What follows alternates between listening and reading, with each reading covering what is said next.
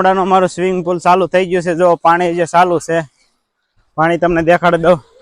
અમારી બસા પાર્ટી આગળ આવી જાય છે. જો આ પાણી છે, પાણી ચાલુ થઈ ગયું છે નર્મદાનું. તો ઉનાળામાં અમારા ગામડામાં સ્વિમિંગ પુલ બની ગયો છે અહીંયા. કેમ?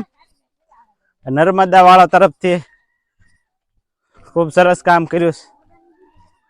વાહ, કેમ? ઓહો,